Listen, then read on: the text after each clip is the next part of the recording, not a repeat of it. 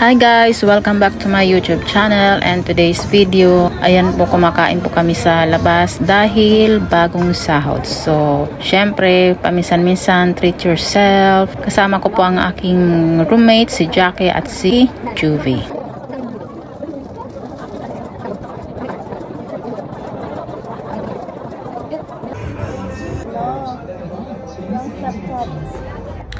So after namin kumain, naglakad-lakad po muna kami at napadpad po kami sa night market. Ayan po, napunta po kami sa buy any items for 2 dirhams only. Ayan guys, punta po kayo dyan sa night market po yan. 2 dirhams lang each. Marami po kayong mabibili. So after that, pupunta naman kami sa grocery. Ayan, nakita nga po namin na may mga display na po ng pang Valentine's Day. So ayan po, punta kami ng vegetable area at pati na rin po sa cake.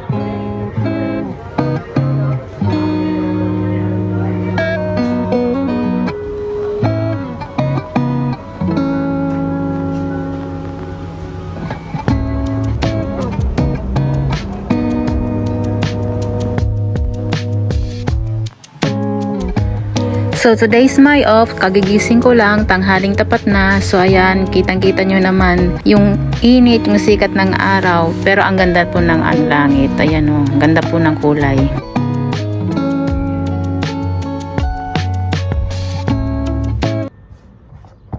So this is my typical day. Kapag ka day off ko, maglilinis ng konti lang dahil maliit lang po yung aming room. So yan po yung kagandahan ng maliitang room, konti lang din po ang lilinisin. So ayan, konting punas-punas po ng table. At ayan nga po, nagutom na ako, kailangan ko nang magluto ng aking kakainin for today's video. So ang pagkain ko po ngayon ay noodles at tsaka itlog. So, bigla ko na lang pong na-miss kumain ng noodles. Siguro nami-miss ko po kasi yung shabu-shabu namin. So, shabu-shabu noodles lang po muna yung kakainin natin. So,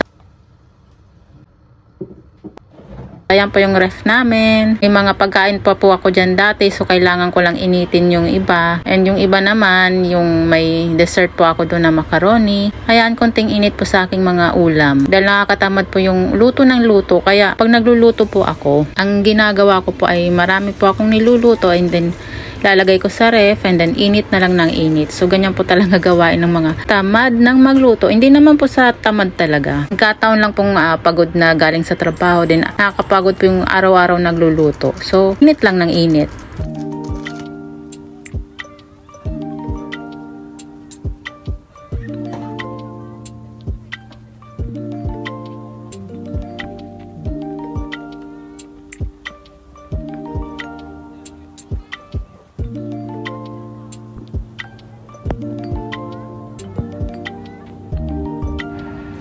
So let's eat guys.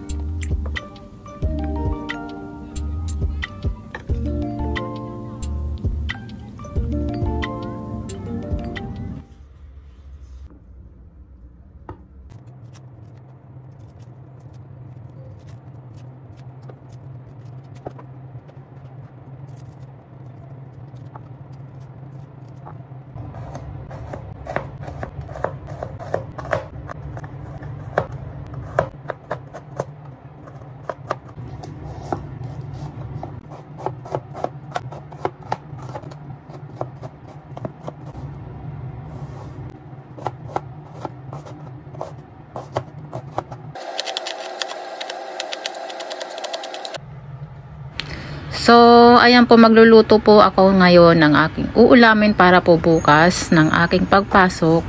Hindi ko na po kailangang magluto pagkagising ko po. So, gabi pa lang, niluluto ko na po ang ulam ko para naka-ready na po kinabukasan. So, habang pinapakuluan ko po yung hipon, nakapaghugas na po ako ng aking mga pinggan, ng aking pinagkainan. So, gigisay na po natin ng butter, garlic, at saka po yung sibuyas.